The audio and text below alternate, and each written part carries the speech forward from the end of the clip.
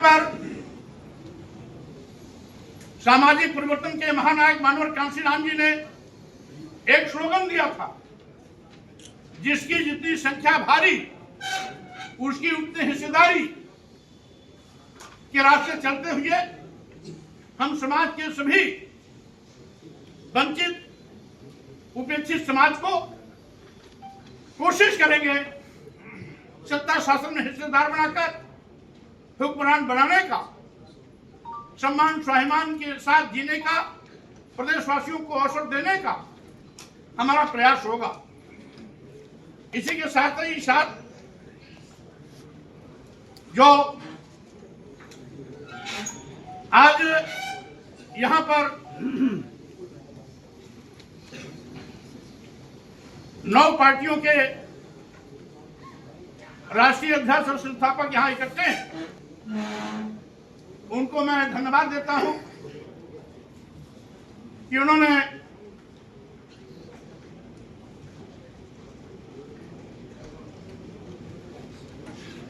जो कॉमन मुद्दे हैं उस पर एक मत होकर के बिना शर्त हम लोग सब एक मोर्चे में इकट्ठे हो रहे हैं और साथ ही साथ हमारी प्राथमिकता होगी वंचित समाज की सहभागिता, समानुपातिक हिस्सेदारी और इस देश में समय समय पर समतामूलक समाज बनाने का जो आंदोलन, विचार या दर्शन हमारे महापुरुषों ने दिया है, उस रास्ते पर चलते हुए देश और प्रदेश को विकास पथ पर आगे ले जाना, सबके सम्मान स्वाभिमान की रक्षा करना, सभी की समानुपातिक हिस्सेदारी सुनिश्चित करना आज हमारी प्राथमिकता होगी। इसी के साथ ही साथ एक अन्य निवेदन विशेष रूप से अपनी जनता पार्टी की ओर से, जैसा कि पूर्व में अलग अलग 4 प्रेस कॉन्फ्रेंस के माध्यम से मैं सभी चरणों के दौरों का विवरण अलग से आपके पास रखता रहा हूं। कल से मेरा 5वें चरण का दौरा लखनऊ मंडल का होगा, जिसकी शुरुआत 13 तारीख, 19, 14 तारीख हरदोई, 15 तारीख लखीमपुर खीरी और 16 तारीख सीतापुर, 18 तारीख बाराबंकी होते हुए हम लखनऊ वापसी करेंगे। इसलिए हमने पूर्व की भांति इस बार भी आपके संज्ञान में देते हुए कहना चाहता हूं कि जिस तरीके से अभी जिन समस्याओं का मैंने उल्लेख किया, उन्हीं समस्याओं को लेकर के भाजपा सरकार को उखाड़ फेंकने के लिए मेरा लगातार प्रदेश व्यापी भ्रमण का अभियान चल रहा है। वो कल से लखनऊ मंडल के दौरे पर रहेगा। हमारे मुद्दे वही रहेंगे जो पहले से थे। आगे हमारे अब संयुक्त भी कार्यक्रम होंगे। सभी पार्टियां अपने अपने सशक्त काम करेंगे ही करेंगी, लेकिन गाहे बेगाहे आवश्यकता अनुसार हम लोग संयुक्त कार्यक्रम भी रूपरेखा तय करके करेंगे। इन्हीं शब्दों के साथ में मैं सभी मीडिया बंधुओं को बहुत धन्यवाद देता हूं कि अल्प सूचना पर आप सभी लोग यहाँ पर उपस्थित हुए। सभी इलेक्ट्रॉनिक मीडिया, प्रिंट मीडिया के साथियों को मैं बहुत धन्यवाद देता हूं और आमंत्रित भी करता हूं कि यहाँ पर आप सबके लिए भोजन की व्यवस्था है।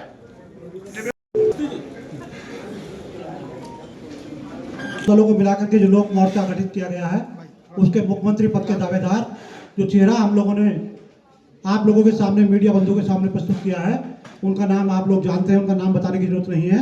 स्वामी प्रसाद मौर्य जी जो पूर्व मंत्री हैं और हम लोगों की तरफ से, सभी दलों की तरफ से उनको मुख्यमंत्री का चेहरा बनाया गया है। मैं अनुरोध करूंगा आदरणीय स्वामी प्रसाद मौर्य जी के प्रेस वालों को संबोधित करें।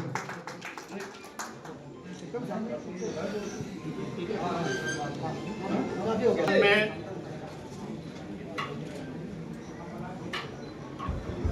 उत्तर प्रदेश में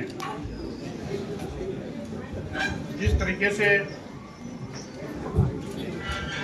बड़े पैमाने पर जंगल राज है, एनसीआरबी रिपोर्ट के मुताबिक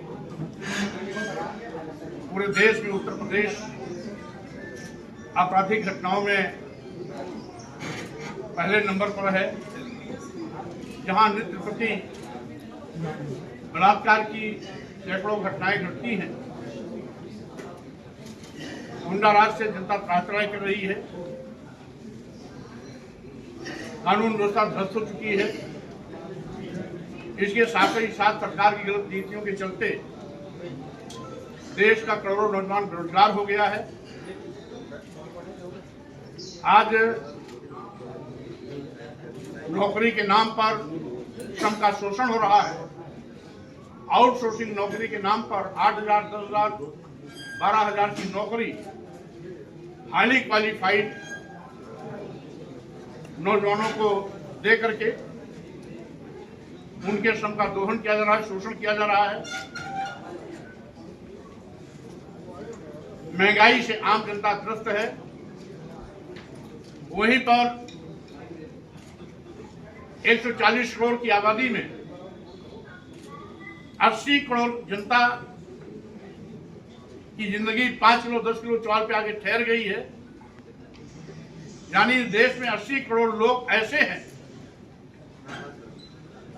जिनकी जिंदगी ही 5 किलो 10 किलो चावल पर चलती है। तो स्वाभाविक रूप से ऐसे 80 करोड़ लोगों के सारे सपने ध्वस्त हो चुके हैं। वो अपने बेटे बेटियों को, बच्चों को doctor, engineer, professor, advocate, IAS, IPS बनाने का सपना देखना तो दूर, शिक्षा भी नहीं दिला सकते हैं। शिक्षा का भी व्यवसायीकरण कर दिया गया है। उत्तर प्रदेश जैसे बड़े प्रदेश में जहां 27,000 प्राथमिक विद्यालय बंद हो गए, इससे स्पष्ट होता है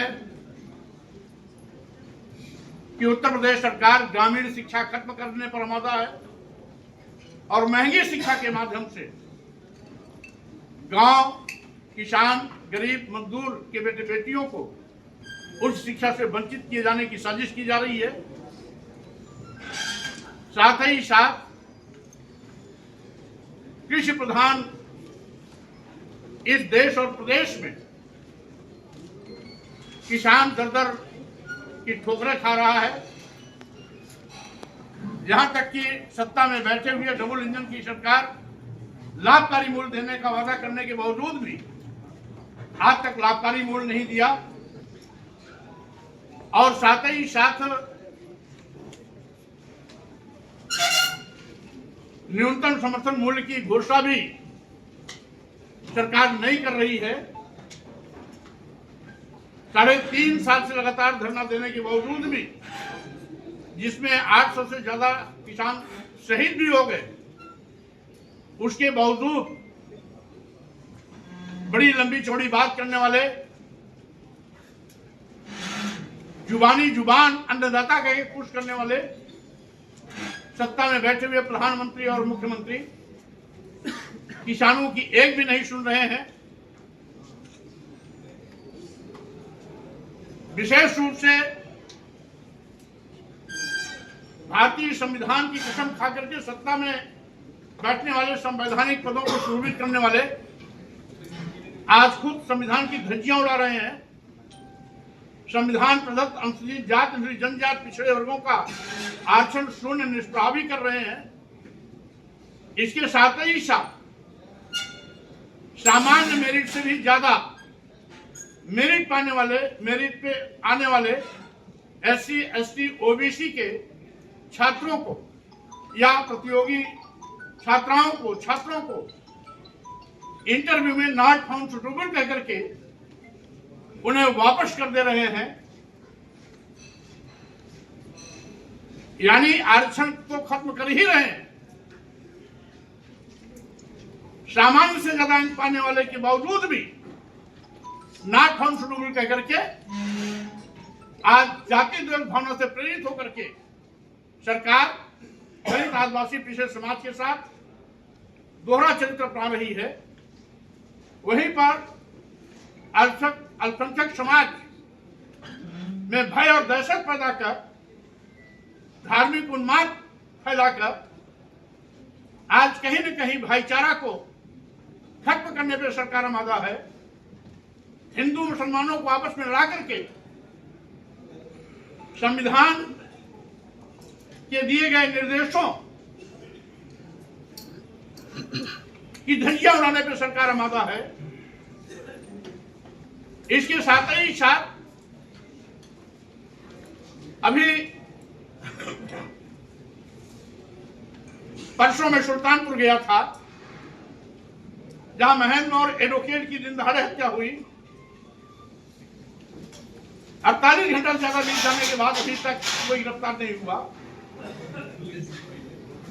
भारतीय जनता पार्टी की सरकार में जाति विशेष के लोग सत्ता संरक्षण में धार्मिक उन्माद पैदा कर अपराधियों को बचाने के लिए अब पुलिस प्रशासन पर दबाव बनाने की घटिया सोच दिखाना शुरू कर दिए हैं।